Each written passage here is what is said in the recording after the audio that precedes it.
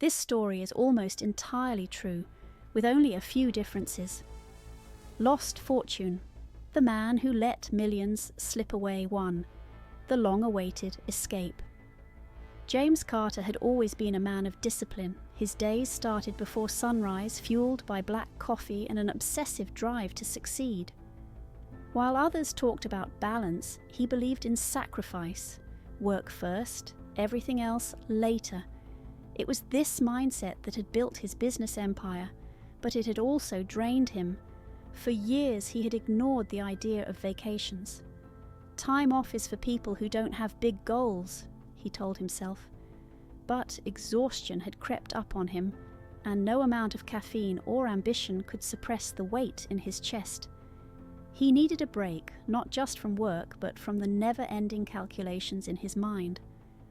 So, after months of internal debate, he booked the perfect getaway: the Maldives.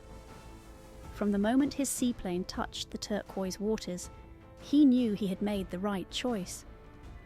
The resort was a vision of paradise: private bungalows resting over the ocean, infinity pools melting into the horizon, and a silence so pure it felt surreal. For the first time in years, he allowed himself to breathe. But there was one thing he could never detach from: his phone.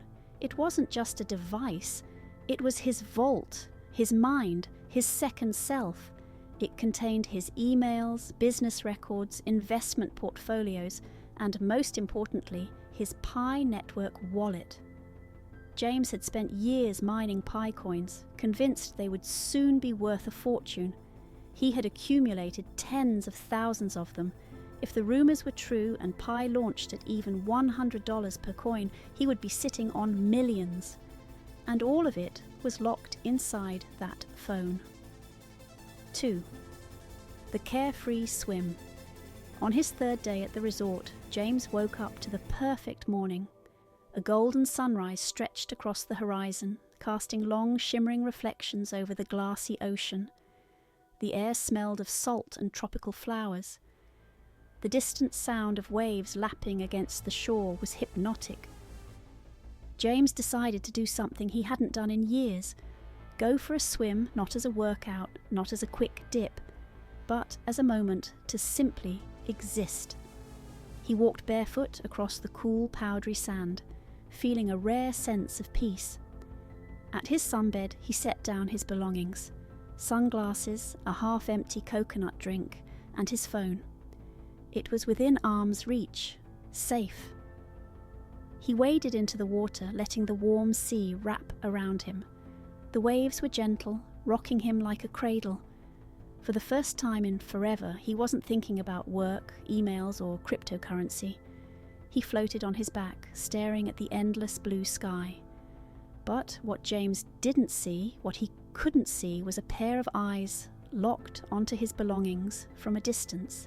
The thief had been watching, timing his moment.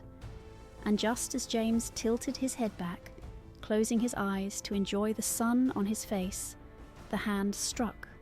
A swift movement, a silent theft.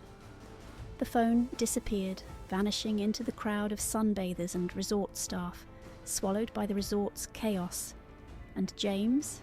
He was still floating, blissfully unaware that his entire financial future had just been stolen. 3. The moment of realization. James walked back to his sunbed, running his fingers through his wet hair, droplets falling onto his shoulders. His mind was clear, refreshed.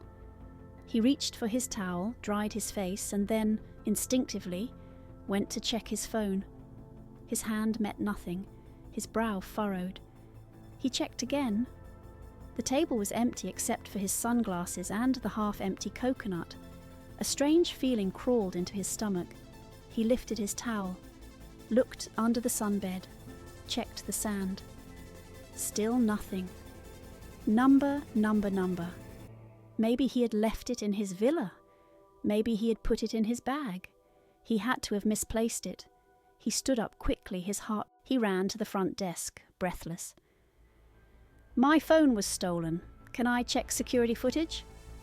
The staff looked sympathetic but helpless. Their cameras covered only main areas, not the beach.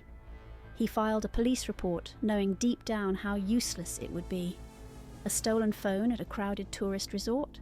It was probably on a boat by now, halfway to another island. But what terrified him wasn't the phone itself. It was what was inside the phone. 5. The real cost of carelessness. James collapsed into a chair, staring blankly at his laptop screen. His mind was screaming, his Pi network wallet, his passphrase. It was only stored on that phone.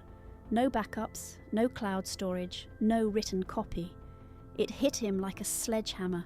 He had spent years accumulating Pi coins. If Pi launched at $100 per coin, he had potentially just lost millions of dollars. His throat went dry. His hands felt numb. He had made a fatal mistake. He had assumed he'd always have access to his phone. He had believed his wealth was safe. But blockchain is merciless.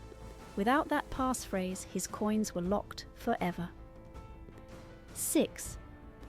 The helpless struggle for days. James barely ate, barely slept. He called tech experts, begging for solutions. There has to be a way. There wasn't. He emailed Pi Network support, but they gave him the same brutal answer. No passphrase, no access. He posted on social media, offering a reward for the phone. No response. Each failed attempt tightened the noose around his hope. 7. The bitter lesson. When James boarded the plane back home, he stared blankly out of the window. He had always been meticulous, yet one tiny oversight had cost him millions. A single mistake, a moment of carelessness, and now his wealth was locked away forever. As the plane took off, he looked down at the ocean. Somewhere beneath those waves, countless lost treasures lay hidden, never to be recovered. Just like his fortune. What would a Stoic do? As James sat on the plane, staring at the vast ocean below, waves crashing and merging endlessly, a thought crossed his mind. One that had always fascinated him but had never been truly tested in his life until now. What would a Stoic do in this situation? The loss of millions, the loss of an opportunity, the irreversibility of the event. It was a nightmare for any man. But for a Stoic, was it really a loss at all? Accepting the reality, the dichotomy of control.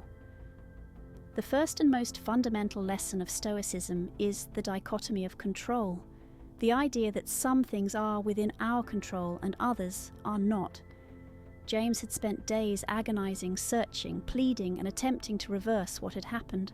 But now he faced an undeniable truth. The event had already happened. The past was outside his control. A Stoic would not dwell on what could have been or, if only I had been more careful. A Stoic would accept the event as it was, without resistance. Marcus Aurelius once wrote in Meditations, "You have power over your mind, not outside events. Realize this, and you will find strength." James realized that his suffering wasn't coming from the loss itself.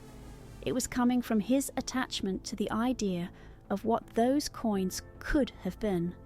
He was mourning something that had only existed in his imagination. If he had never believed Pi Network would be worth millions, would he be feeling the same pain now? If he had lost a few dollars, would he feel this level of despair? The pain wasn't from reality. The pain was from expectation, and expectation, a Stoic would say, is the real enemy. 2. Arma fati, loving fate no matter what, Epictetus taught. Do not seek for things to happen the way you want them to. Rather wish for them to happen as they do happen, and your life will go smoothly. A Stoic wouldn't just accept what happened. A Stoic would embrace it. James asked himself, what if this loss wasn't a curse but a gift? At first his mind resisted. How could losing millions be a gift? But then he pushed deeper. Maybe this was a lesson he needed. Maybe he had been too attached to material wealth, and this was fate forcing him to let go. Maybe this experience would make him wiser, calmer, and more detached from external circumstances. Maybe this event was exactly what was supposed to happen. A Stoic does not simply tolerate misfortune. A Stoic loves it, because to wish for anything other than what is happening is to fight against reality itself, and reality always wins. Third, memento mori. Remember you will die. Seneca wrote, "You act like mortals in all that you fear, and like immortals in all that you desire." James had been thinking in terms of millions of dollars, of potential future riches, of opportunities lost. But in the grand scheme of things, did it really matter? One day he would be gone. One day all wealth would become meaningless.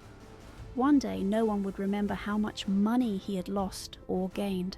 One day no one would remember how much money he had lost or gained. A man who truly understands memento mori does not cry over lost fortune, because he knows that everything is already borrowed. Everything, money, possessions, time, even life itself, was never truly his to keep, and if it was never his to keep, how could he mourn its loss? 4. Finding true wealth. Internal versus external. James had always measured wealth in numbers, but the Stoics saw wealth differently. Seneca, one of the wealthiest men in Rome, once said, "It is not the man who has too little, but the man who craves more, who is poor." If true wealth was external, then all rich men would be happy. But history had proven that money guarantees nothing.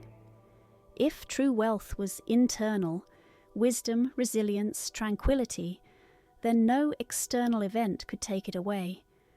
James realized his greatest treasure was not in the pie coins he had lost. His greatest treasure was in his ability to remain unshaken.